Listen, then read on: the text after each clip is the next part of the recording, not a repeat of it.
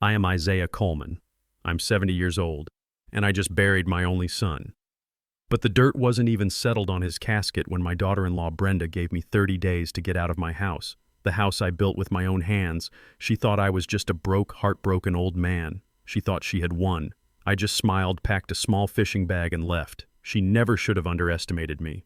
Because the next morning she didn't get a realtor. She got the Atlanta police.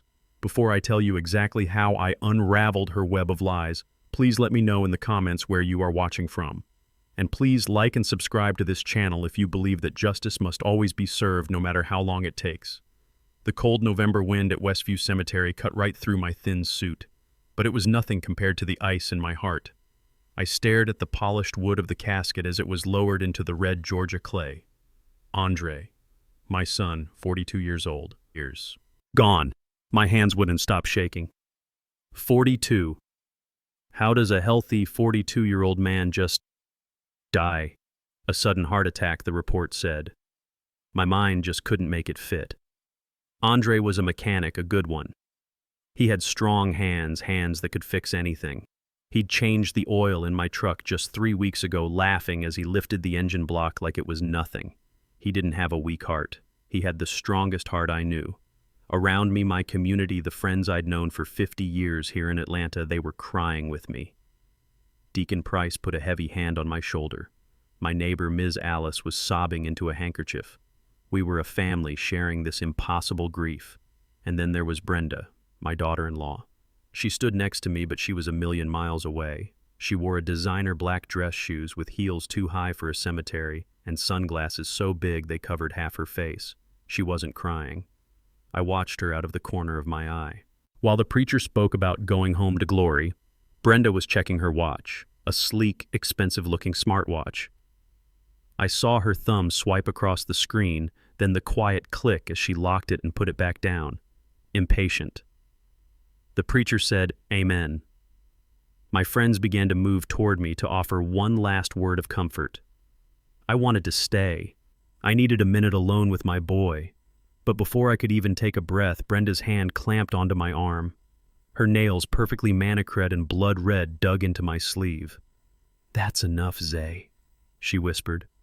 Her voice wasn't filled with grief. It was sharp, annoyed. "Let's go. We have guests." I looked at her, really looked at her, and for the first time, I didn't see the woman my son loved.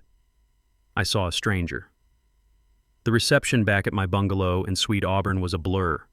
My house, the one I'd built with my late wife Serena, was filled with the smell of collard greens and fried chicken that my neighbors had brought over. People were talking in hushed tones, sharing stories about Andre. I saw them look at the photos on the mantle, me and Serena on our wedding day. Andre as a little boy in a baseball uniform, missing his 2 front teeth. I just sat in my old armchair, the one Serena had passed away in 10 years ago, and felt numb. One by one, the guests left. "Call us if you need anything, Zay."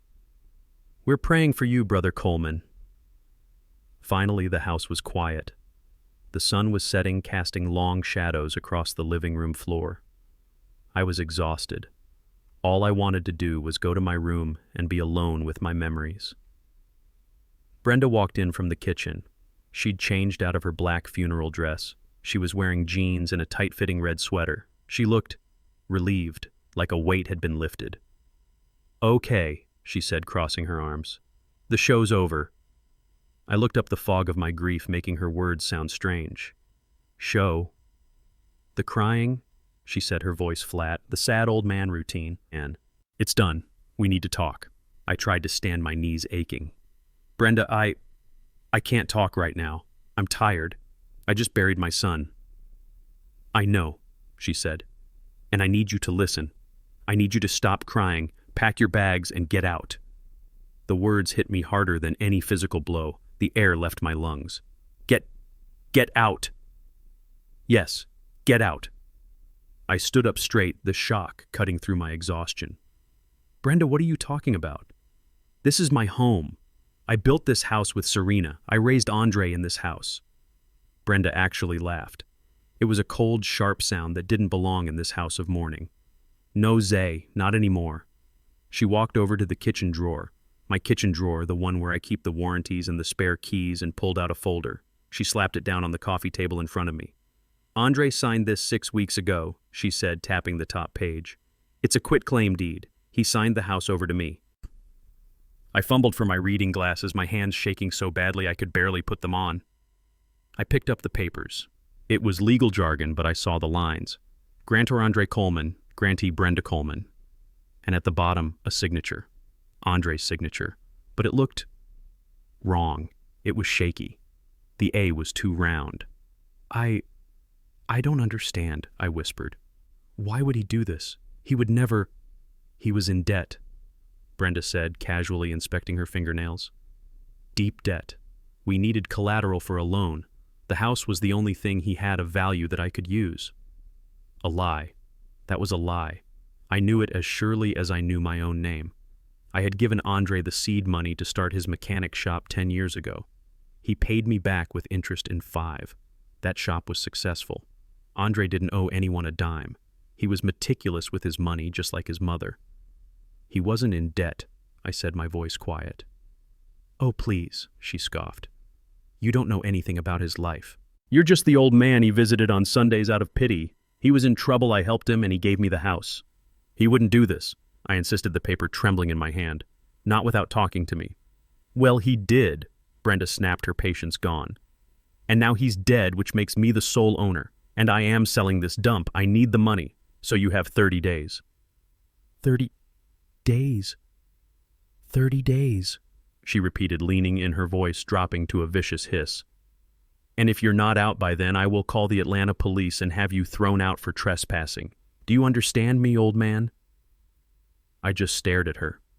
This woman who my son had loved. This woman who I had welcomed into my home, who had eaten at my table. She had waited until the very day I buried my son to throw me out of my own house. I looked at the fake signature on the paper. I thought about her checking her watch at the cemetery. I thought about Andre, healthy and strong, suddenly dying of a heart attack.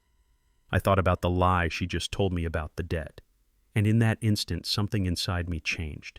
The overwhelming, crushing grief didn't disappear. It crystallized. It turned from a fog into a block of ice, cold, hard, and sharp. My hands stopped shaking. My back straightened. I looked up from the papers and met her gaze. She was expecting me to cry, to beg, to fight. I just nodded, slowly. All right, Brenda. She blinked, completely thrown. She was not expecting this. All right, just like that. You're not going to fight. If that's what the paper says, I said, my voice empty and flat, then that's what it is. Good, she said, trying to regain her footing. She looked relieved, but also confused. So, 30 days. I want you out by the 1st of next month. I shook my head. I don't need 30 days. I turned and walked past her toward my bedroom. She followed me, her brow furrowed. What are you talking about? I went to my closet. I pushed past my church suits and my work shirts. In the very back, under an old quilt Serena had made, was a small, worn canvas duffel bag, the one I always kept packed for my fishing trips up at Lake Allatoona. I pulled it out and placed it on the bed. Brenda's eyes went wide. What? What is this? Were you planning on leaving? I zipped the bag. It was already packed with a change of clothes, my shaving kit, and a small, hard-bound ledger. I walked back into the living room. Brenda, I said, my voice quiet. You have no idea what you've just done. I walked to the front door. Wait, she yelled, and for the first time I heard a flicker of panic in her voice. Where are you going? You can't just leave. What am I supposed to tell people? I stopped at the door, my hand on the knob. I turned and looked back at her, standing in the middle of the house Serena and I had built, the house she had just stolen. I gave her a small, sad smile. I have things to do. I stepped out onto the porch into the cool night air. I pulled the door shut behind me, the familiar click echoing in the silence. I didn't look back. I heard the sound of the deadbolt sliding into place behind me. I walked down the steps onto the sidewalk of the street I had lived on for 50 years. I heard Brenda laugh through the closed door, a high-pitched, victorious sound. Fine, go, good riddance. She thought she had won. She thought the old man was broken and defeated, wandering off into the night. She had no idea that I wasn't wandering. I was walking toward a plan. She thought she had just inherited a small house. She had no idea she had just declared war on a man who owned half the block. I didn't go to the police. Not right away. I had a much more important stop to make. But I did make one phone call before I went to sleep in a clean, quiet hotel room. I called Kendra Hayes, my lawyer, the woman who had managed the Isaiah Coleman Trust for the last 10 years. I told her everything. What Brenda said, the fake document, the 30-day threat. Kendra is not a woman who wastes time. She said, "Go to sleep, Zay. I'll handle the morning." And she did.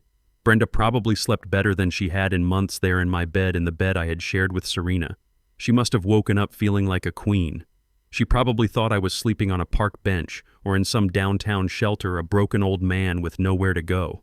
I can see her walking through my house like she owned it, touching my wife's photographs, mentally measuring the walls for her new furniture. She made herself coffee in my kitchen. She used Serena's favorite mug, the one with the little blue flowers that Andre had given her one Mother's Day. She sat at the table I built with my own hands, put her feet up on the very chair Andre used to sit in, and she made the call she'd been dying to make. I can hear her voice now, all sugar and business. "Yes, hello, is this Atlanta Premium Realty? I'd like to list a property for immediate sale. It's in the Sweet Auburn district, a lovely vintage bungalow. Yes, it's vacant as of last night. The previous owner is gone." Gone. Just like that. Like I was a piece of trash she'd finally managed to take to the curb. She was probably smiling, calculating the value, imagining the money hitting her bank account when the knock came. It wasn't a polite knock. It wasn't a neighbor bringing a condolence casserole. It was the kind of knock that doesn't ask. It demands. 3 heavy, solid raps on the doorframe that you feel in your chest. She was annoyed. I'm sure of it. She stomped to the door, ready to tell off whoever was interrupting her victory lap. She swung the door open. 2 Atlanta police officers stood on my porch. Officer Tyre, a tall brother with a face that had seen too much, and Officer Grant, a sharp woman who looked like she didn't miss a thing. They were not smiling. "Ma'am," Officer Tyre said, his voice deep, "we're looking for a Mr. Isaiah Coleman." Brenda's smile was all arrogance.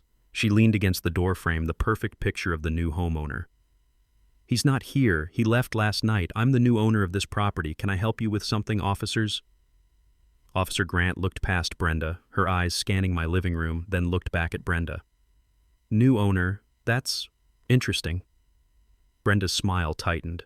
She didn't like that word. "Is there a problem?" "There might be," Officer Grant said, pulling out her official notepad. "We just received a formal complaint from Mr. Coleman's legal representative. The complaint is for illegal entry, trespassing, and unlawful occupation of this address."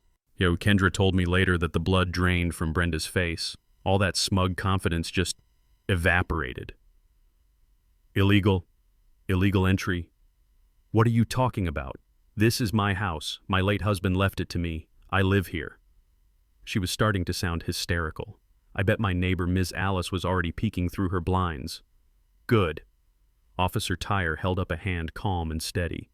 "Ma'am, we're just here to take a report about the occupation, but that's not the only reason we were dispatched." Brenda froze. I can see her now, her hand grabbing the door. What other reason?" Officer Tyre looked down at his report. "We also received a formal request filed this morning citing new evidence to open an investigation into the suspicious circumstances surrounding the death of Mr. Andre Coleman." That was the moment. The kill shot. Brenda stumbled back, grabbing the doorframe to keep from falling. Her face, Kendra said the officers told her, went perfectly ghostly white. All the lies, all the arrogance, all the victory, it all shattered right there on my front porch. "Suspicious," she whispered, a word she could barely get out. It was a heart attack. The doctor said so." "That's what the initial report says, ma'am," Officer Grant said, her voice like steel. "But Mr. Coleman's attorney seems to believe otherwise. We'll need to ask you a few questions. And ma'am, you probably shouldn't try to sell this house. It's considered part of an active investigation now." Brenda didn't say anything else. She just stared at them, her mind racing, finally understanding. The old man hadn't just wandered off to die. The old man hadn't gone to a homeless shelter. The old man had called his lawyer. The old man had called the police.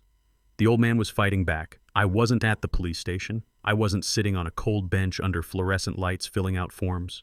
I was 40 floors above Atlanta. The offices of Hayes & Associates are on the top floor of the 1180 Peachtree building, all glass and steel looking out over the city I helped build. The world down there looked small, like tiny ants moving along a track. I sat in a high-backed black leather chair holding a cup of hot tea I didn't want. My hands were steady now. The shaking had stopped the moment I walked out of my house. Across the desk sat Ms. Kendra Hayes. She's 45, sharp as a diamond, and the only person on earth besides me who knew the truth about Serena's will.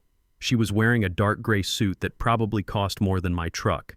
She's my lawyer, my financial manager, and the closest thing I have to a daughter. Her father and I used to run these streets together. She was on the phone, her voice cold and precise. Yes, Officer Tyre, that's correct. Unlawful occupation, and yes, a formal request to investigate suspicious circumstances surrounding the death of the beneficiary, Isaiah Coleman. I understand. Please keep me informed of your interaction with the occupant. Thank you. She hung up the phone and swiveled in her chair to face me. A small, tight smile played on her lips. It wasn't a smile of humor. It was a smile of satisfaction. Well, she said, it's done. The police are on your porch right now, as you requested, just a preliminary visit. No arrests, not yet. She leaned forward. Brenda won't be sleeping well tonight. I nodded, taking a slow sip of the tea. It was chamomile. Kendra knew I couldn't handle coffee when my mind was racing. She had a paper, I said, my voice quiet, almost a whisper. She said Andre signed the house over to her 6 weeks ago. I looked at her, the question hanging in the air, the one I was terrified to ask. Did he, Kendra? Did my boy really sign it? 4.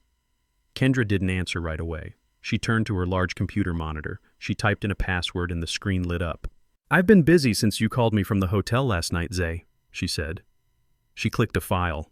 A document appeared on the screen. It was the quitclaim deed. Brenda's name was listed as the grantee. Andre sent me a scan of this last week, Kendra said. He was confused. He said Brenda had asked him to sign it something about a bank loan. He wanted to know what it meant. So he signed it, I said, my heart sinking. Hold on. Kendra clicked again. A second document appeared next to the first. It was a copy of Andre's signature from his business license. She clicked again. A third document, Andre's signature from his passport. I sent Andre's scan to our forensic document examiner at 4 this morning. He owed me a favor. He just sent the report back. I leaned forward. I didn't need to be an expert to see it. The signature on Brenda's deed was shaky. The loop on the A was too round. The C in Coleman was cramped like a child trying to stay inside the lines. Andre's real signature was bold, confident, sharp.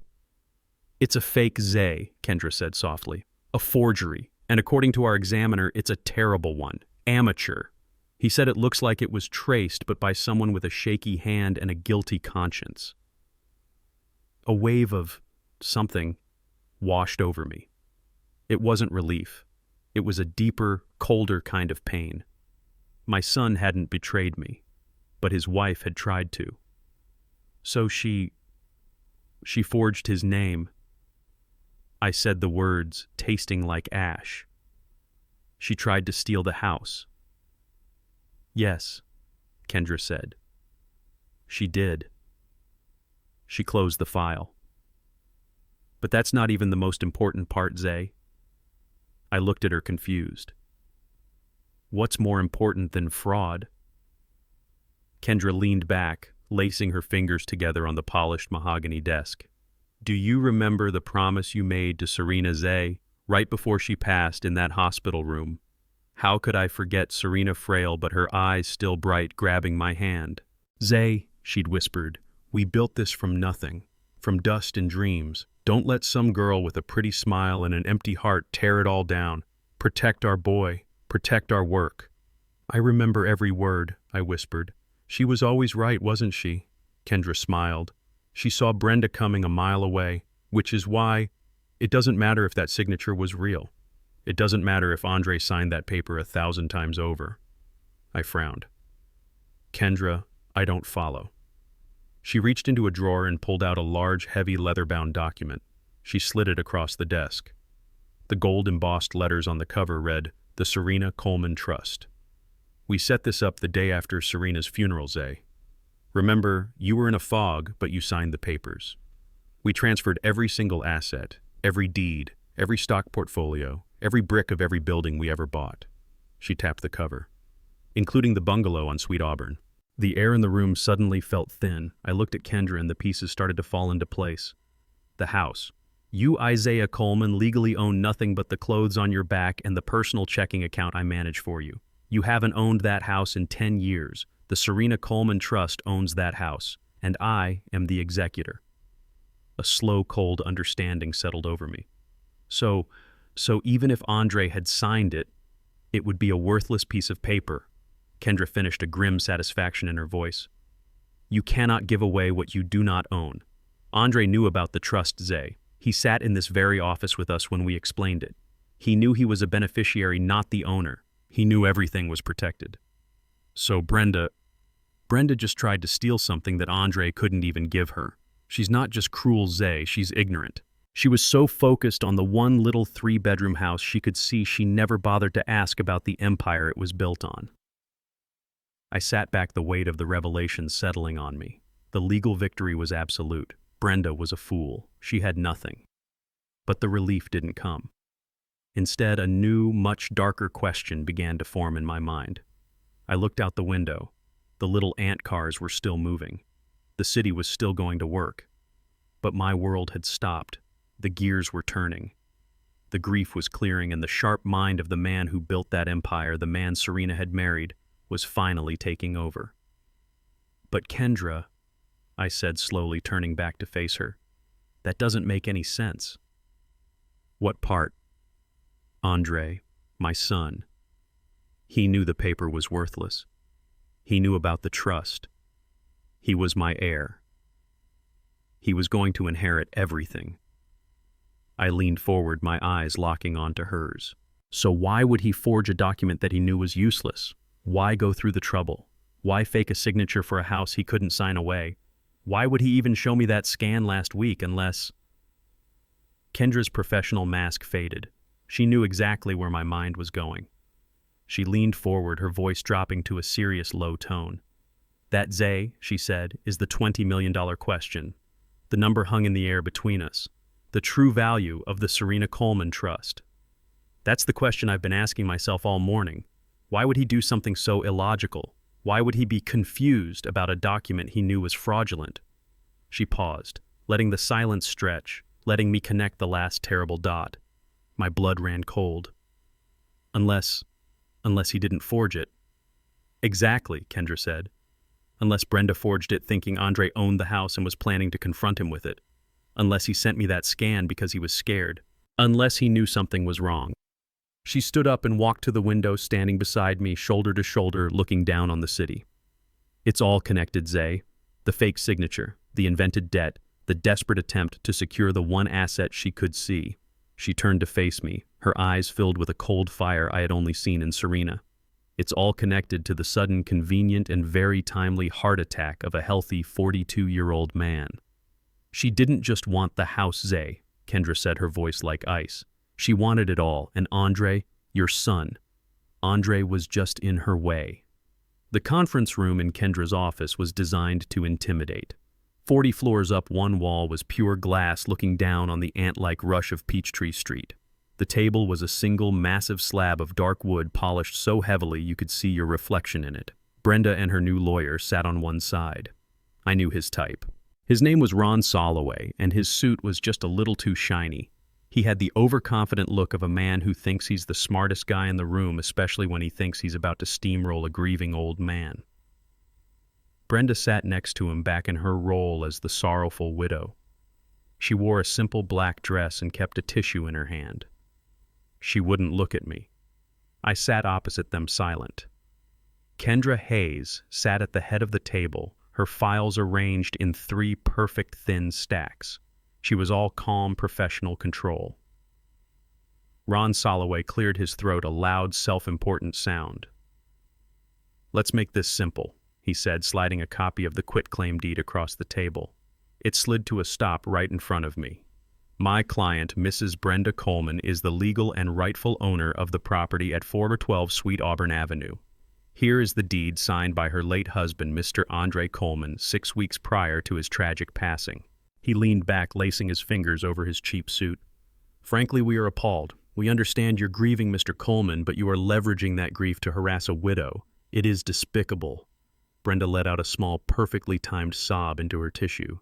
"We are here as a courtesy," Ron continued, his voice dripping with false sympathy. "We don't want to add to anyone's pain. But my client has been subjected to police harassment at her own home based on your false report. That ends today. If this harassment continues, we will not hesitate to file for a restraining order, and we will sue you for emotional distress. Now," he spread his hands wide, "what do you have to say?" I just looked at him. I didn't say a word. I just waited. Kendra smiled. It was a cold, polite, razor-sharp smile that didn't reach her eyes.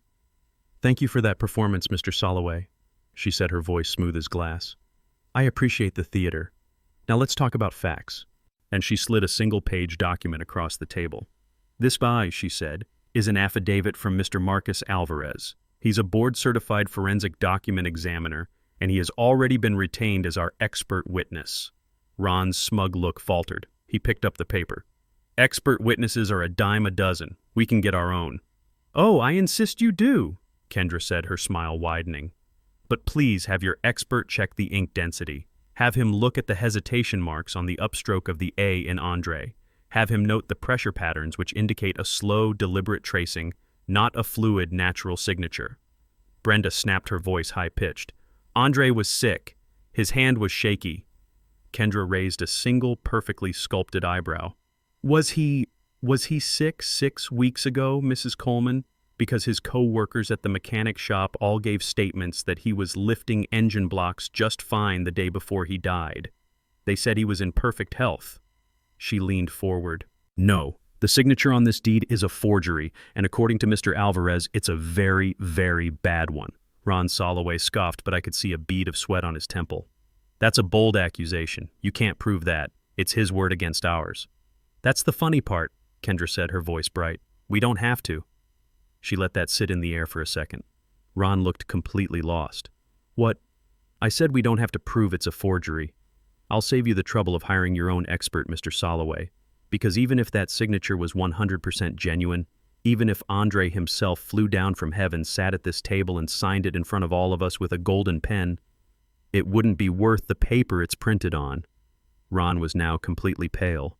"What are you talking about?" Kendra reached down and pulled out a large, heavy, leather-bound binder. It made a solid, expensive sound as she placed it on the table. The gold-embossed letters on the cover read, "The Serena Coleman Trust." "This," Kendra said, tapping the cover, "is the Serena Coleman Trust. It was established 10 years ago upon the death of Mr. Coleman's wife, Serena."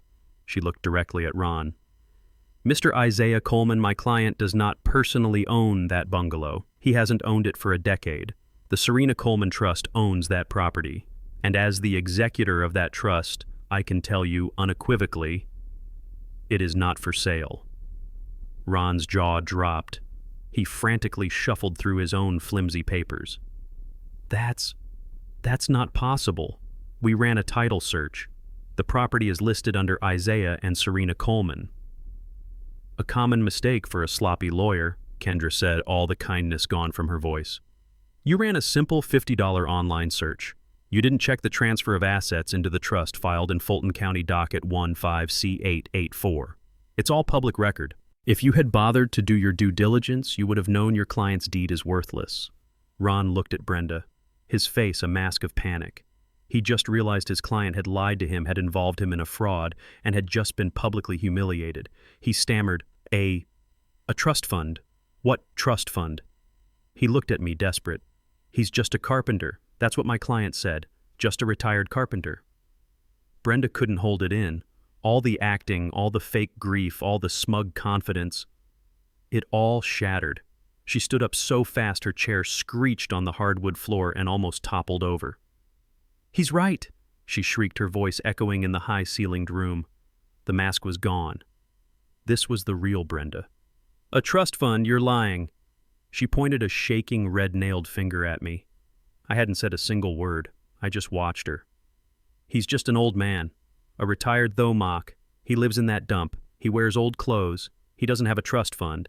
She was panting, her eyes wide with a mixture of rage and pure animal panic. "You're a liar. You're a broke old carpenter, and you are lying." Kendra Hayes did not raise her voice. She didn't have to. She let Brenda's shriek echo off the glass walls and fade into a stunned, heavy silence. Ron Soloway, the shiny-suited lawyer, was completely lost. He looked back and forth between Brenda and Kendra, trying to find his footing on ground that was rapidly turning to quicksand. This is irregular. If you have a trust, we demand to see the documents." Kendra simply crossed her arms. Her calm was more terrifying than Brenda's rage. "Oh, Mr. Soloway," she said, her voice dripping with pity. "You still don't get it, do you? You're still stuck on the house. You're still thinking like a small-time lawyer. You think this is about one little bungalow?" She shook her head, a slow, sad motion. "Your client yelled that Mr. Coleman is just a retired carpenter. She's right. He is. He's very proud of the work he did with his hands. He's also the man who quietly, over the last 40 years, bought up the land that those hands worked on." Kendra turned her gaze to Brenda, who was still standing panting, her face red and blotchy. "Brenda, you've been in Atlanta for what, 5 years? You see the new buildings, you see the fancy restaurants, you see the money, but you never bothered to ask who owned the land before it was fashionable." "Isaiah and his wife, Serena," Kendra said, her voice cutting through the silence, "started buying property in the old 4th Ward when no one else would touch it. They bought lots in Inman Park when it was still just warehouses and broken pavement. They believed in this city. They didn't just work in it, they invested in it." Kendra ticked the points off on her fingers. "As of this morning, the Serena Coleman Trust, which I execute, holds the deeds to 12 apartment buildings in the old 4th Ward. It owns 3 commercial blocks in Inman Park. It also—" She paused, gesturing around the opulent room. "Owns the land this entire skyscraper is built on. We are their tenants." Brenda's face went from red to a sick, chalky white. Her knees seemed to buckle. Ron Soloway made a small choking sound like he'd swallowed his own tongue. "I had been silent this whole time. I had watched this woman who married my son, this woman who checked her watch at his funeral, this woman who tried to throw me out of my home. I watched her realize the truth. Now it was my turn. I leaned forward, placing my hands, a carpenter's hands, rough and calloused, on the polished table. It was the first time I had spoken. My voice was quiet, but in the dead silence of that room it sounded like a hammer blow. "We lived simply," I said. Brenda flinched as if I had shouted. "My wife Serena and I, we didn't believe in showing off. We didn't wear fancy clothes, we didn't drive expensive cars. We didn't need to. We believed in building. We believed in work." I looked right into Brenda's terrified eyes. "My son Andre, he knew this. He knew all of it. I was teaching him how to manage the assets, how to read the ledgers, how to be a good steward of what his mother and I had built. He was my heir," I said, letting the words land. "He was in training to take over the entire portfolio, an estate Brenda valued at roughly $20 million. Thwump. Brenda didn't just sit down, she collapsed. She fell back into her chair, her mouth wide open, a soundless oh of pure, unadulterated shock. All the air, all the fight, all the venom just vanished. $20 million. She had married a $20 million heir, and she never even knew it. She had been so focused on stealing his car that she never realized he owned the whole dealership. She had tried to forge a deed for a $300,000 house, not knowing he was set to inherit an empire. The look on her face, it wasn't just shock. It was the agony of a lifetime of greed, realizing what it had missed. Ron Soloway was just staring at me, his cheap legal pad forgotten. He looked like he was going to be sick. "So you see," Kendra continued, her voice sharp again, picking up right where I left off. "We really don't care about that little house on Sweet Auburn. You can't have it, obviously. The trust will take possession by the end of the day. But the house," she waved a dismissive hand, "is no longer the point." Brenda looked up confused, her mind still reeling from the numbers. What's the point?" Kendra leaned all the way across the table, her eyes like chips of black ice. "The point," she said, "is that we are very, very interested in why you felt the need to forge your husband's signature. We are very interested in why you lied to your own lawyer about non-existent debts. And we are extremely interested," her voice dropped to a whisper, "why my client's son, a perfectly healthy 42-year-old man, suddenly and mysteriously died of a heart attack, right after you realized you couldn't get your hands on his money." The panic that flashed across Brenda's face was no longer about money. It was about something else entirely. It was the terror of being caught. I don't know what you're talking about, she stammered, grabbing for her bag, her eyes darting to the door. His death was a tragedy. It was an accident. It was his heart. The meeting with Brenda and her lawyer had ended less than an hour ago. Ron Soloway had practically run out of the room, dragging a catatonic Brenda behind him. They didn't say a word. They just fled. Now Kendra's office was quiet again. The adrenaline of the confrontation had faded, leaving behind the cold, ugly truth. My son was dead, and his wife was almost certainly responsible. The door to the conference room opened and Kendra walked in, followed by a man I didn't know. He was a big man, built solid like an old oak tree. He wore a suit that looked like it had been slept in, but his eyes were sharp and intelligent. He looked like he'd spent a lot of time watching people and not missing a single detail. "Zay," Kendra said, "this is Malachi Rivers. Mal, this is my client, Mr. Isaiah Coleman." Malachi, or Mal as he introduced himself, shook my hand. His grip was firm, his hand as rough as my own. "Mr. Coleman, I'm sorry for your loss. Kendra tells me you're in a complicated situation." "Mal is the best," Kendra said, sitting down at the table. "He was a detective with APD for 20 years, homicide. Now he finds things for people like us. Things the police don't have time to look for." Mal nodded, taking a seat. He pulled out a small, worn leather notebook and a pen. He didn't say anything. He just waited, his eyes on me. He was a professional listener. I took a deep breath. It felt strange talking about my family this way, like a betrayal, but Andre was gone. The time for protecting feelings was over. This was about justice. "Brenda, my daughter-in-law," I started, my voice still rough. "She said Andre was in debt. That's why he supposedly signed the house over to her." Mal just nodded, writing. "Supposedly. It's a lie," I said. "My son Andre, he was a good boy. He was smart with his money. He built his own business from the ground up with a little help from me to start. But he wasn't reckless. He wasn't a gambler. He wasn't a fool." I paused, the next words hard to get out. "But he was blind when it came to her. He loved Brenda blindly. I told him. I warned him." I remembered a conversation last Christmas. Me and Andre in my workshop, the smell of sawdust in the air. "Son," I'd said, "that woman of yours, she spends money like it's water. And her eyes, they're hungry." Andre had just laughed. "Aw, Pop, you're just old-fashioned. Brenda's ambitious. She just likes nice things. There's no harm in that." No harm. I pushed the memory down. "I warned him," I repeated to Mal. "He didn't listen. Now she says he was in debt. I want to know the truth. I don't believe my son was in debt. I believe she was. I want you to check her finances. Her, not him." Malachi wrote in his notebook. "Check the wife's financials. Debts, gambling, credit cards. Got it." Kendra leaned forward, taking over. Her voice was pure business. "Mal, the situation is this. Brenda produced a forged quitclaim deed for Mr. Coleman's house. She did this after her husband's sudden death from a reported heart attack. She believed Mr. Coleman was a retired carpenter with one house. She just found out today that he is in fact the principal of a $20 million trust, and that her late husband was the sole heir." Malachi's face didn't change, but his pen stopped moving for just a second. He looked up at Kendra. "20 million. Exactly," Kendra said.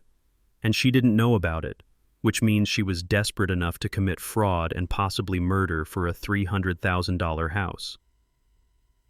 "That's a hell of a motive," Mal said quietly. "It gets better," Kendra continued. "Andre had already filed for divorce, and he signed a new will 3 days before he died, cutting her out completely." Malachi let out a low whistle. "So she knew she was about to be left with nothing. No house, no husband, and I'm guessing a lot of bills." "That's what we need you to find," I said, my voice firm. "Brenda said Andre was in debt. I say she was. Find that debt. Find out who she owed. Find out how desperate she really was." Kendra handed him a file. "Here's everything we have on her. Social security number, bank accounts, we know of her car, her workplace. I want to know everything. I want to know what she ate for breakfast. I want to know every call she made. I want to know if she bought any unusual chemicals. I want to know if she searched how to fake a heart attack on her computer. Kendra," I added, "I want to know why she would do this, why she would throw it all away. She had him. She had my son's love. Why wasn't that enough?" Malachi Rivers closed his notebook. He looked at me, and for the first time I saw something in his eyes beyond professionalism. I saw the eyes of a man who had also seen the worst of people.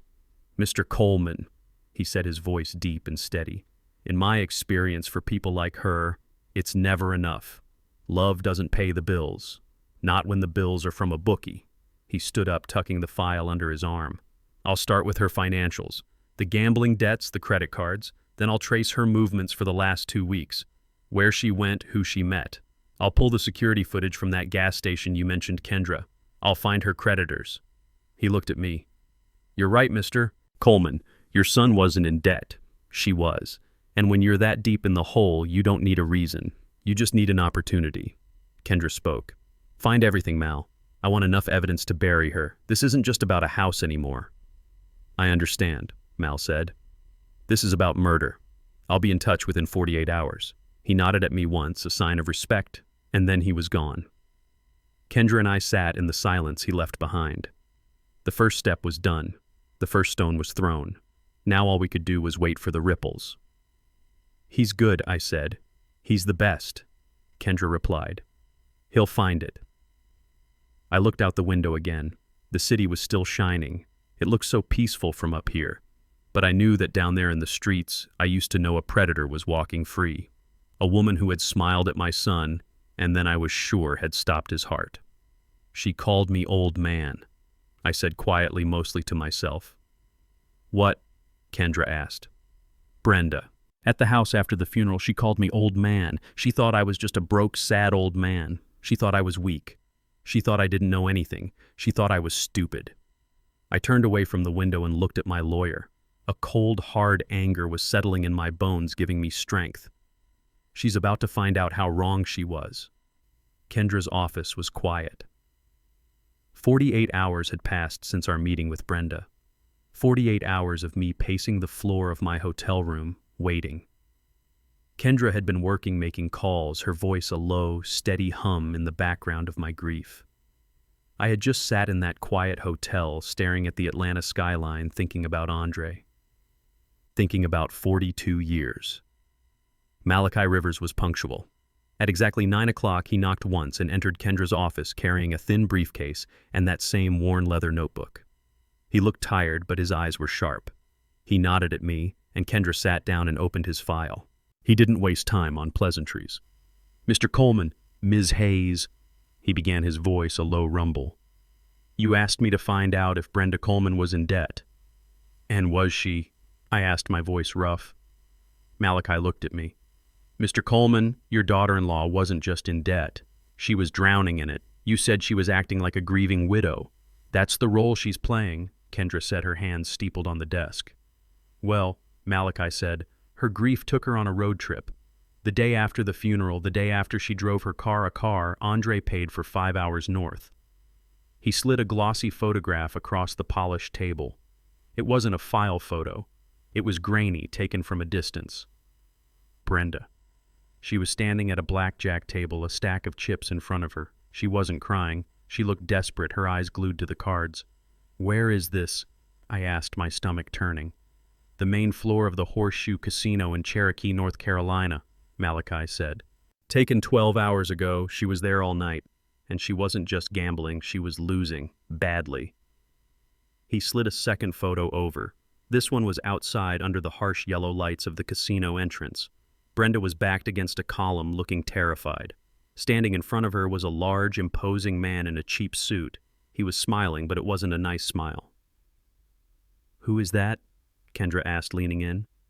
His name is Slick Vinny Russo, Malachi said. He's not a casino employee. He's a loan shark, runs operations out of Marietta. He looked unhappy. My guy on the ground said she was begging for more time. She wasn't there for fun, Mr. Coleman. She was there to either pay up or beg. So I was right, I said, my voice heavy. She's in deep. You don't know the half of it, Malachi replied. He flipped open his notebook. You said she accused Andre of being in debt. That was the first thing I checked. He looked at me and his eyes softened for just a second. Your son, Mr. Coleman, he was clean, meticulous. His mechanic shop is fully in the black. His credit score was an 810. He had zero debt outside of his share of the property taxes, which were paid on time. He was a solid citizen. Just as we thought, Kendra said. But Brenda, Malachi continued, Brenda is a financial ghost, on paper. She has no official credit cards in her name, no car loans, no mortgage, nothing, which is strange for a 40-year-old woman in 2025. She always said Andre handled all the money, I murmured. He did, Malachi said. But not in the way you think. He was paying for her life, but he wasn't paying for her habits. I had to go deeper. I pulled records from offshore accounts, online sports betting sites based in Costa Rica, and that's where I found the real story. He turned a page in his notebook. Mrs. Coleman has 3 active high-interest lines of credit with offshore gambling sites. She's been kiting moving money between them to cover her losses, and she has been losing. A lot. For a long time. Kendra leaned forward, her voice like ice. How much, Mal? As of this morning, Malachi said, between the online sites and what my source says she owes Slick Vinny, she is $150,000 in the hole. $150,000. The room felt cold. Andre's entire life savings, the shop he built it, wouldn't even be enough to cover it. And Zay's trust, Kendra whispered, is worth $20 million. She was sitting on a gold mine and couldn't get a penny. It gets worse, Malachi said. She tried to touch it. I found 3 rejected loan applications from the last month. All attempts to get a home equity loan against your bungalow, Zay. All forged. All using Andre's name and social security number. The banks rejected them because the property isn't in his name. So she faked the deed, I said, the pieces clicking into place. She faked the deed thinking she could use the house as collateral to pay Vinny. She must have thought the trust was just some legal nonsense she could bypass. Exactly, Malachi said. She was desperate. She was out of time. She was trying to get any asset she could. But Andre found out. Kendra looked up. The argument. You found the security footage. I did, Malachi said. He pulled a small laptop from his briefcase and turned it around. From the BP station on Howell Mill Road, the night he died. The call to 911 was made from their apartment at 10:03 p.m. This footage is from 9:15 p.m. He pressed play. There it was. Andre's familiar blue Ford truck parked under the bright buzzing lights of the gas station. Andre was in the driver's seat. Brenda was in the passenger seat. There was no audio, but we didn't need any. The scene inside that truck was violent. Andre was yelling, his face dark with a rage I had never seen in my son, not once in his entire 42 years. He was shaking, his whole body rigid. Brenda was screaming back at him, her face twisted and ugly. My God, I whispered, my hand coming to my mouth. What's that in his hand? Kendra asked, pointing at the screen. Watch, Malachi said. Andre roared something we couldn't hear. He took a thick stack of papers and threw them, hurled them right into Brenda's face. The white pages exploded in the cab, scattering across the dashboard and her lap like confetti. Brenda recoiled as if she'd been slapped. Then she started screaming back, pure fury, trying to gather the papers, her hands grabbing at them. Andre just pointed a finger in her face, his arms straight and shaking, yelling. Then he slammed both hands on the steering wheel so hard the whole truck rocked. He was telling her it was over. I knew my son. That was the end. Malachi paused the video.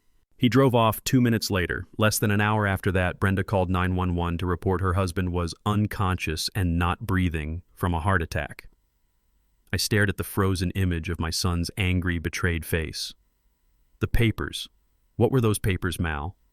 Was it the forgery, the gambling debts? That's what I assumed, Malachi said. But the deed was just one document. The bank statements, maybe. But this was thick, at least 20-30 pages. It looked official. I was stuck. I spent all yesterday trying to figure out what those papers were. I couldn't find anything. But you found something, I said. It wasn't a question. I did, Malachi replied. I started thinking. If Andre found out about the forgery and the $150,000 debt, what's the first thing a smart man does? He doesn't just yell at a gas station. He protects himself. Kendra's head snapped up. He calls his lawyer. Exactly, Malachi said. But he didn't call you Ms. Hayes. You managed the trust. This was marital. This was personal. A divorce attorney, Kendra whispered. Bingo, Malachi said. I ran a check on Andre's private cell phone records for the last 2 weeks.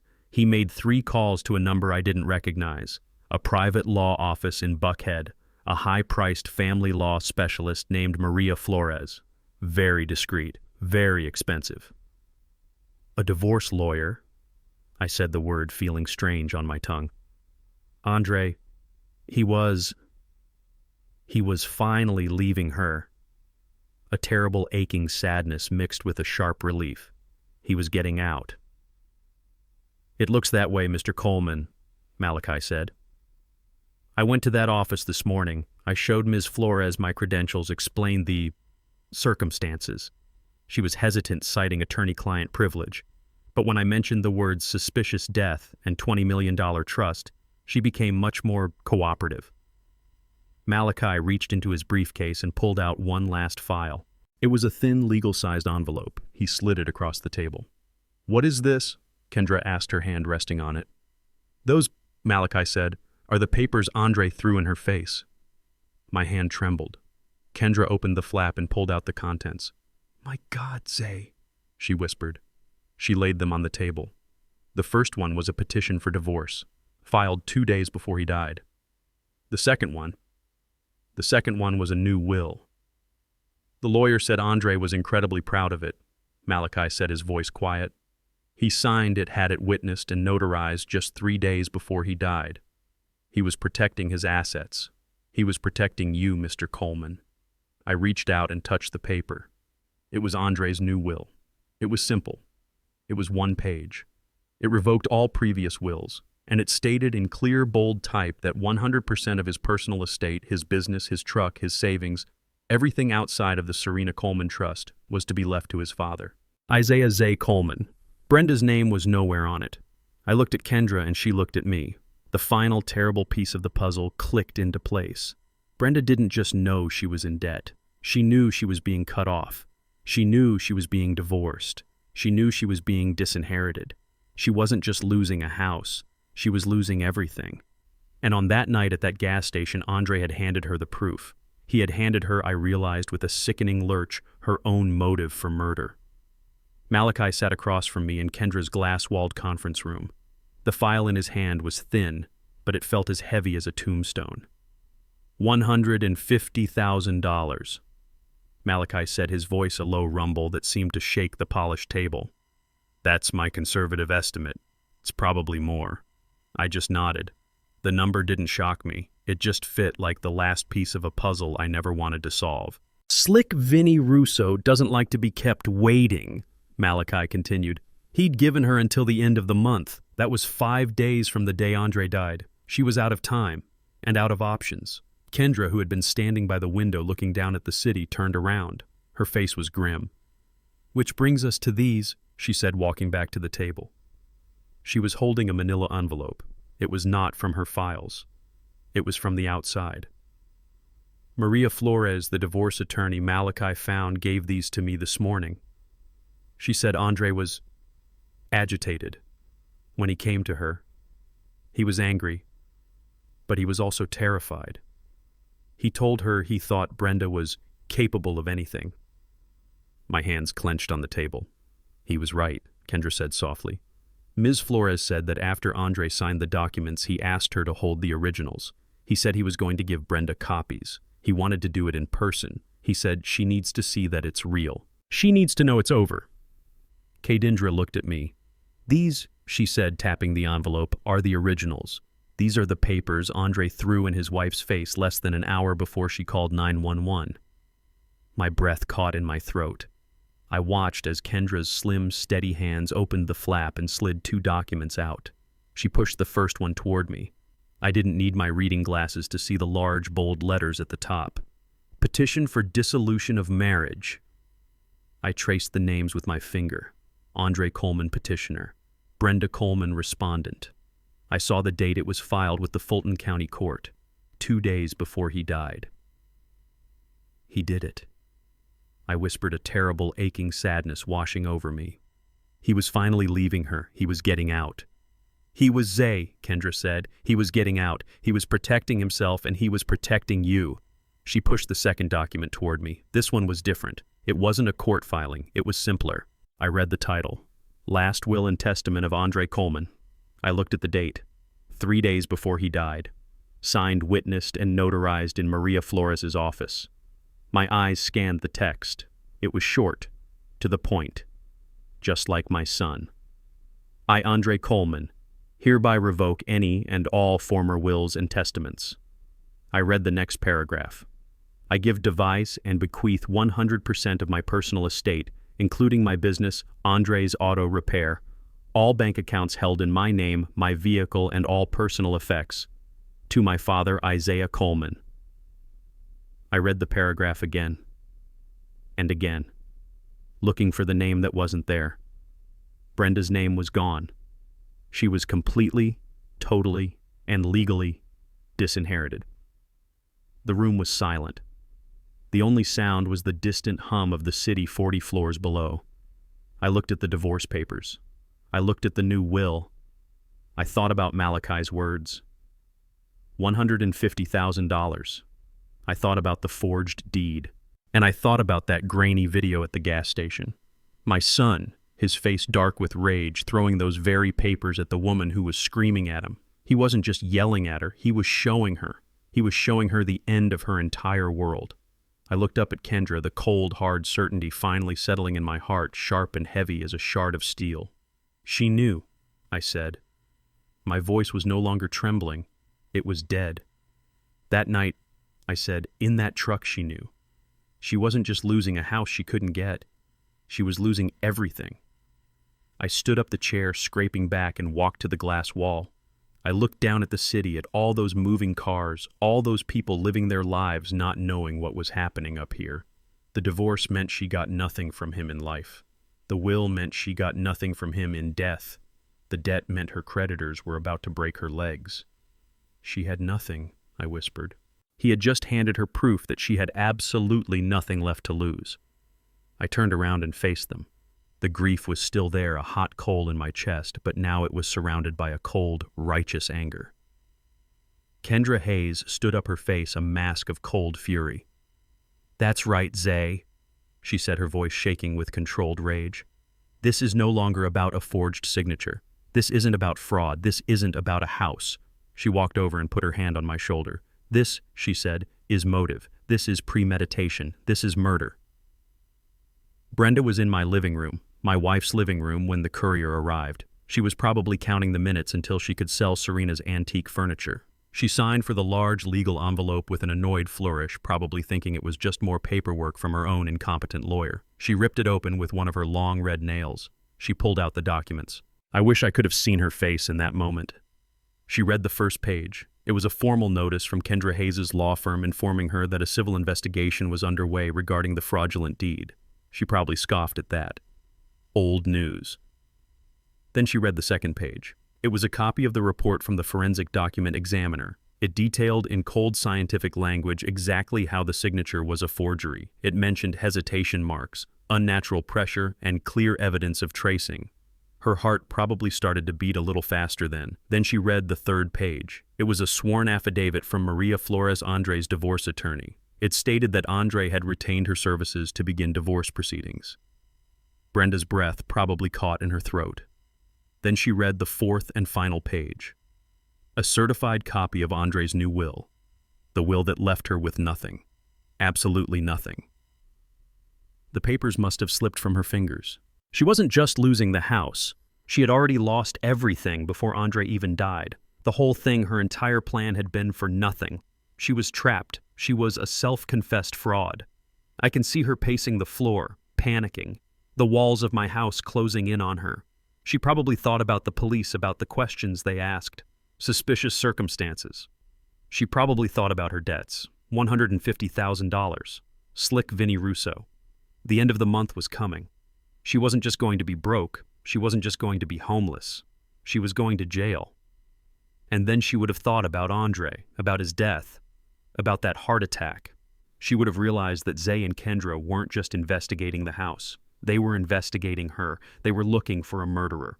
She was completely and totally cornered. All the facts, all the money, all the law, it was all on my side. She had no way out. So she did what cornered animals do. She decided to bite. She couldn't fight me on the facts. The facts would put her in a prison cell for the rest of her life. She couldn't fight me with money. She just found out I had all of it and she had none.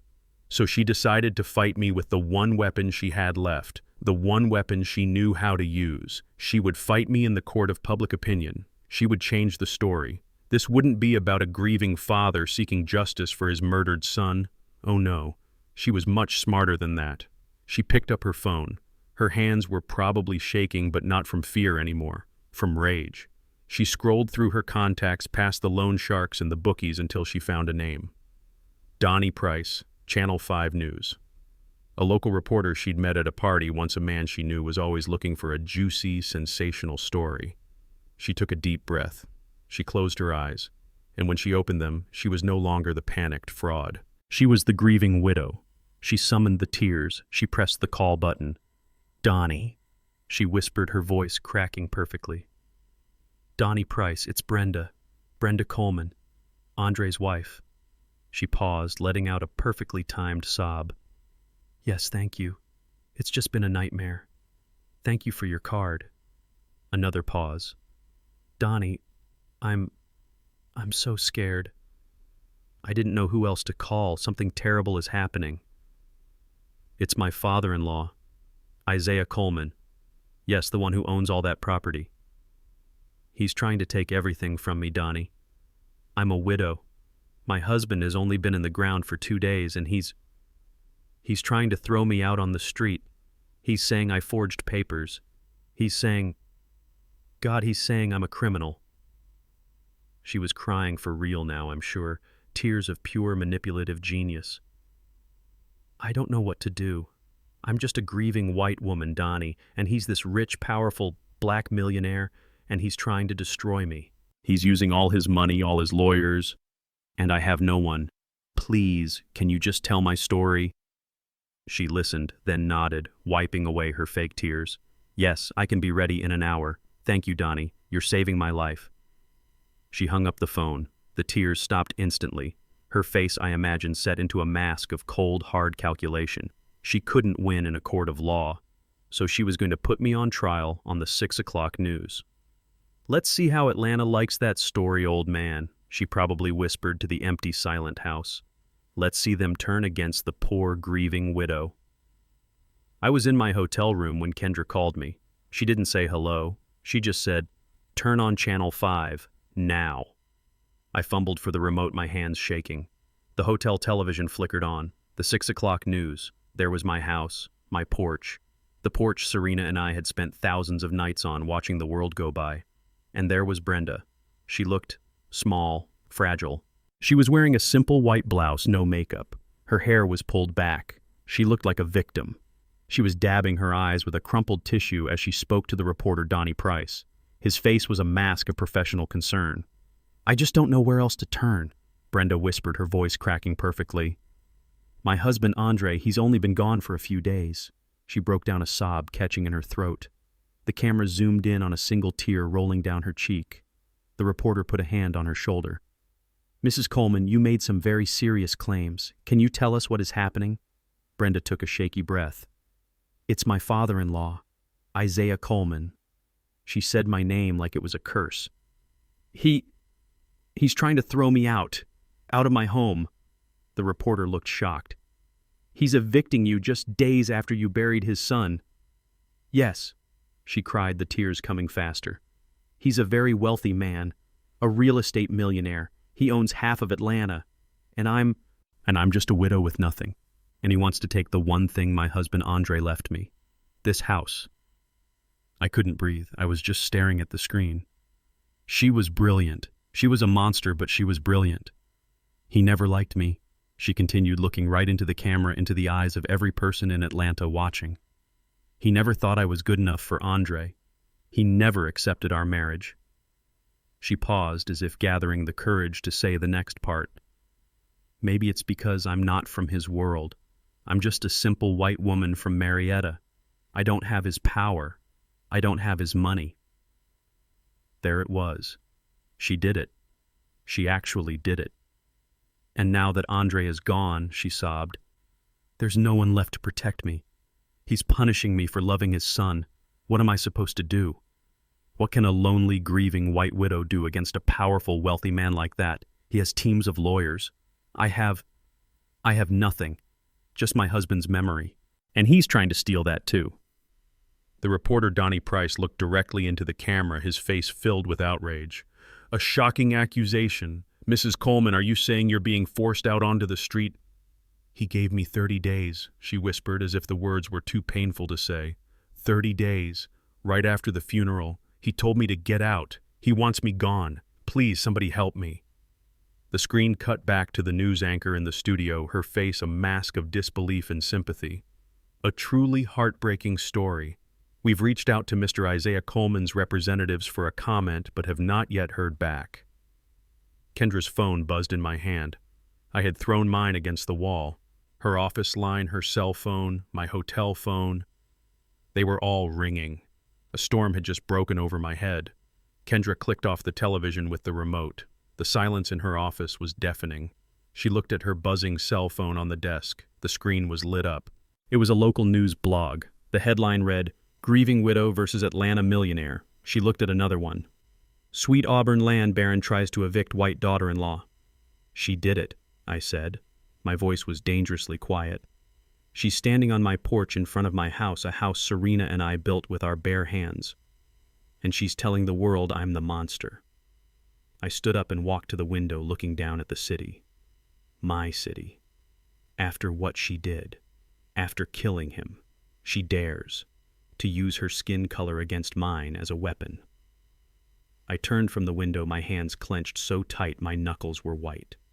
She's telling them I'm the powerful black millionaire oppressing the poor little white woman in Atlanta, Georgia. She knows exactly what she's doing. "Yes, she does," Kendra said, her voice calm. "Get on the phone," I ordered. "Call the station. Call every station. We'll tell them the truth. We'll show them the will, the divorce papers, the $150,000 gambling debt. We'll destroy her." Kendra held up a single steady hand. "No." The word stopped me cold. "No. What do you mean, no? She is slandering my name. She is destroying my reputation. She is painting me as a racist monster." "Zay, listen to me," Kendra said, her voice cutting through my rage. "This is exactly what she wants. She's cornered. She has no facts. She has no case. She can't win in a court of law, so she's trying to win in the court of public opinion. She wants a media fight," Kendra continued. "She knows if we jump into this mud pit with her, we just get dirty. We will look like we're attacking the poor grieving widow she's pretending to be. We would be proving her point. So we just let her," I roared. "We let her do this. We let her talk," Kendra said, a cold, hard smile forming on her face. "We let her go on every show that will have her. We let her cry her fake tears all over Atlanta. We let her lie and lie and lie again." "Why?" I demanded. "Because she's not just lying, Zay. She's committing perjury before she even gets to the stand. Every single word she says on television is another lie we can disprove with facts. She is building our case for us. She is hanging herself with her own tongue." She picked up her phone. "Malachi is still working. He's not looking for gambling debts anymore. He's talking to the coroner's office. He's pulling the 911 call. He's finding the money trail." Kendra looked at me, her eyes as fierce as Serena's ever were. "Brenda thinks she's playing checkers on the 6 o'clock news. We are playing chess in a federal courthouse. So let her talk. Let her slander you. Let her cry to the entire city." She walked over and stood next to me, shoulder to shoulder, looking out the window. "We will not respond on television, Zay. We will respond in court, with the forged deed, with the divorce papers, with the new will, with the gambling debts, and," she took a deep breath, "with the medical examiner's final report. And when we do, we will not just take back your good name, we will take away her freedom." I looked at the city lights twinkling on below. The rage in my chest slowly cooled, hardening back into that block of ice. She was right. Let her talk. The Fulton County Courthouse is a cold place.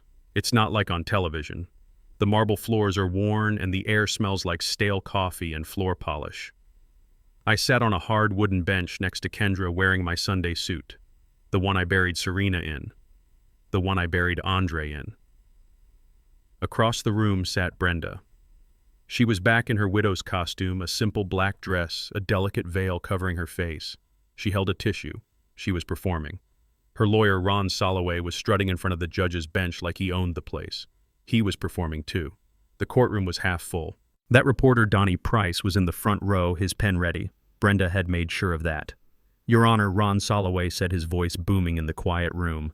This is a tragedy, a simple, heartbreaking tragedy. He gestured dramatically toward Brenda, who produced a perfect, quiet sob on cue. We are here because my client, a grieving, penniless widow, is being harassed by this man. He pointed at me. Isaiah Coleman, a man who we have recently discovered is not a simple carpenter but a wealthy real estate baron, a man of considerable hidden power. He let those words hang in the air. He was already playing his hand. This is a simple case of greed, Your Honor.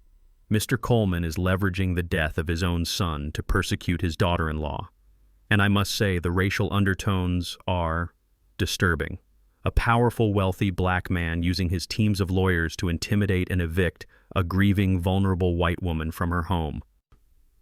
I watched the judge, Judge Alston, an older black woman, sharp as a tack, with eyes that looked like they had heard every lie in the world. She didn't blink. She just looked bored. Ron Soloway continued his performance. My client is the victim here. All she wants is the home her loving husband gave her. This is nothing short of a public lynching, and we demand justice. He sat down, looking very pleased with himself. The reporter was scribbling frantically. Judge Alston looked at us. Her voice was tired. Ms. Hayes, your response. Kendra stood up. She was the picture of calm. Your Honor, Mr. Soloway is correct about one thing. This is a tragedy, but it is not the one he is describing. She picked up the forged deed. He has filed a suit to claim ownership of the property at 412 Sweet Auburn Avenue. He claims his client is the victim. Kendra placed the paper back down. We are not here to debate the ownership of that house, Your Honor. In fact, we move for an immediate summary dismissal of this entire case. Ron Soloway shot up from his chair. On what grounds we have a deed? It is a valid legal document. Judge Alston fixed him with a cold stare. Sit down, Mr. Soloway. You will wait your turn. She looked back at Kendra. On what grounds, Ms. Hayes? Kendra's voice was clear and sharp as glass. On the grounds that the suit is frivolous, Your Honor. The grantor, Mr. Andre Coleman, had no legal authority to sign that deed, because neither he nor his father, my client, owns that property. Ron Soloway's mouth dropped open. What? The property at 412 Sweet Auburn, Kendra continued, like all of Mr. Coleman's properties, was placed into a protected, irrevocable trust, the Serena Coleman Trust. It was established 10 years ago. Mr. Isaiah Coleman is the beneficiary. I am the executor. Andre Coleman could not give away a house he did not own. Brenda's lawyer was completely lost. That's not possible. We ran a title search. The property is listed under Isaiah Coleman. A common mistake for a sloppy lawyer, Kendra said, her voice cutting. You ran a $50 online search. You didn't check the transfer of assets into the trust filed in Fulton County docket 15C884. It is all public record. If you had bothered to do your due diligence, counselor, you would have known your client's deed is worthless. Ron Soloway was white as a sheet. He looked at Brenda, his face a mask of panic. He just realized his client had lied to him, and he had just embarrassed himself in front of a judge. Judge Alston looked at him over her glasses. Is this true, Mr. Soloway? Did you check the trust filings? Ron stammered. We were not aware. The judge slammed her gavel. The sound cracked through the room. Then this case is dismissed. We are done here. Brenda looked at Ron, her face twisted in confusion and rage. What does that mean? What just happened? Ron was packing his briefcase, his hands shaking. It means you lost the house. But Kendra wasn't finished. She didn't sit down. Your Honor, she said, before we are dismissed, Mr. Soloway, on behalf of his client, publicly accused my client of harassment and malicious intent. He did this on television, and he did it again in this courtroom. My client's reputation has been slandered. The truth must be entered into the record. Judge Alston sighed. Ms. Hayes, the case is dismissed. I understand, Your Honor, Kendra said, her voice firm.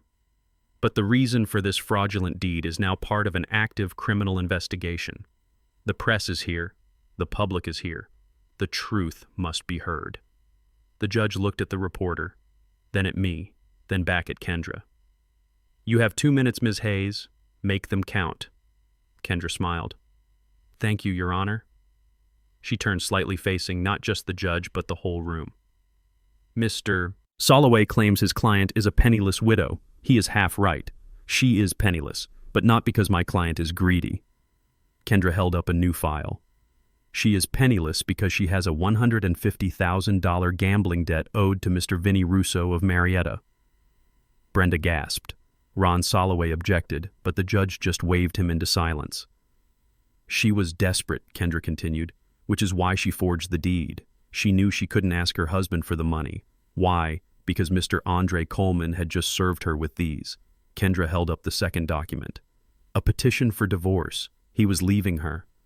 A wave of murmurs went through the courtroom. The reporter was writing so fast I thought his pen would catch fire. Brenda Coleman was about to be divorced, exposed, and left with nothing but her debts. Andre knew exactly who he was married to, which is why 3 days before he died, he signed a new will. Kendra held up the third document.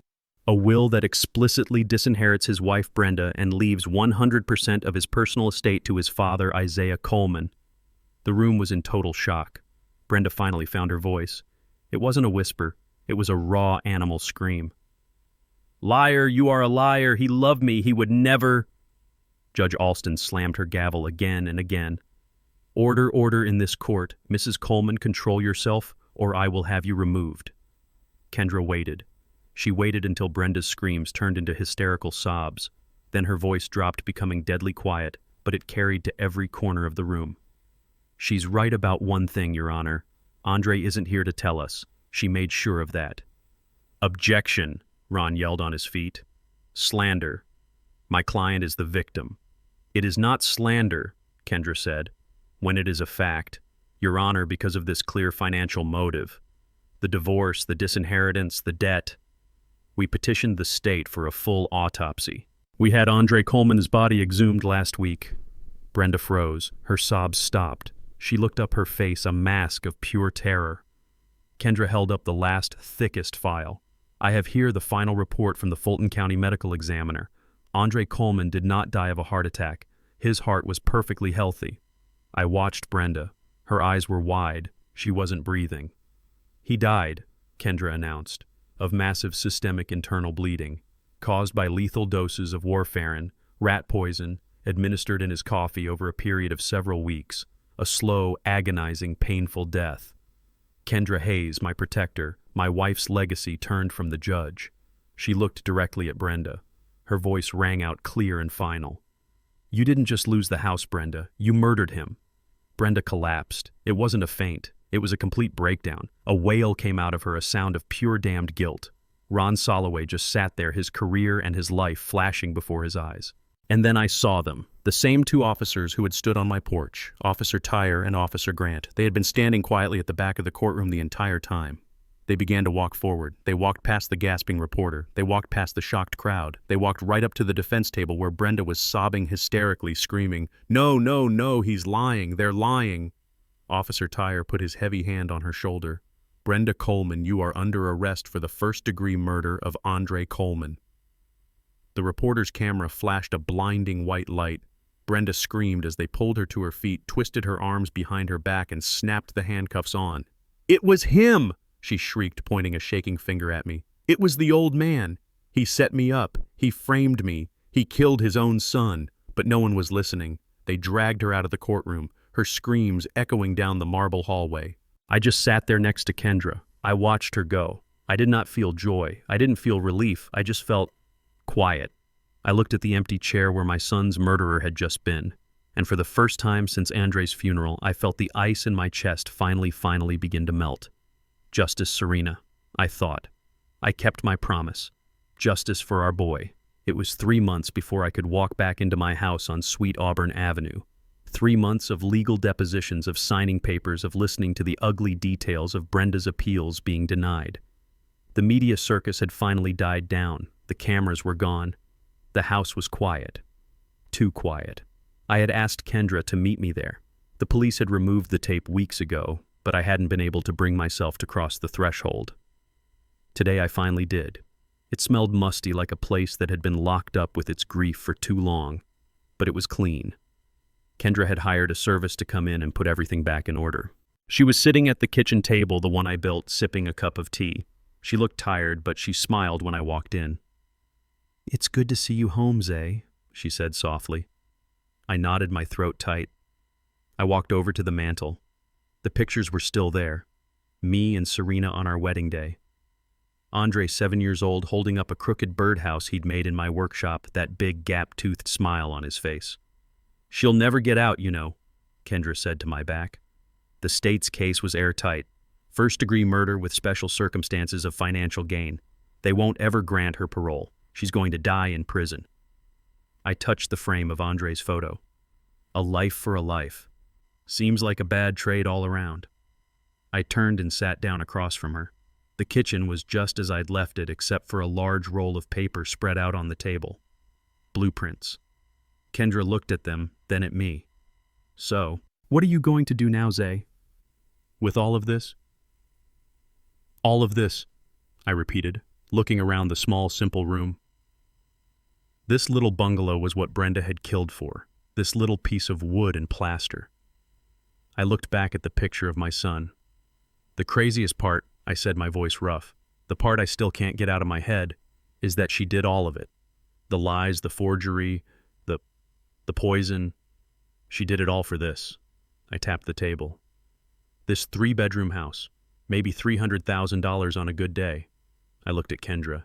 She had no idea, did she? She was married to the heir of $20 million and she murdered him for pocket change. "She was ignorant, Zay," Kendra said. "And she was greedy. It's a bad combination." "All that money," I said, shaking my head. "All those years Serena and I worked saving, building, investing. All of it. And the only thing Brenda could see was the one thing right in front of her nose." I was quiet for a long time. The only sound was the clock on the wall, the same clock that had ticked through Andre's entire childhood. Kendra pointed to the blueprints on the table. "You've been busy." "I've been thinking," I said. "Thinking about what Serena wanted. Protect our work," she told me. I thought she meant I should protect the money, the buildings, the assets. But I was wrong. I've been wrong for 10 years. "What do you mean?" Kendra asked. I unrolled the blueprints. They weren't for a house. They were for a large, low-slung building. It had wide doors, high ceilings, and rows of workbenches. She didn't mean the money, Kendra. She meant the work, the value of it, the pride in it. I looked out the kitchen window, past my small yard, toward the neighborhood I'd lived in my whole life, toward the kids I saw on the corners with nothing to do, no place to go, kids who looked just like Andre did once upon a time. "Kendra," I said, turning back to her.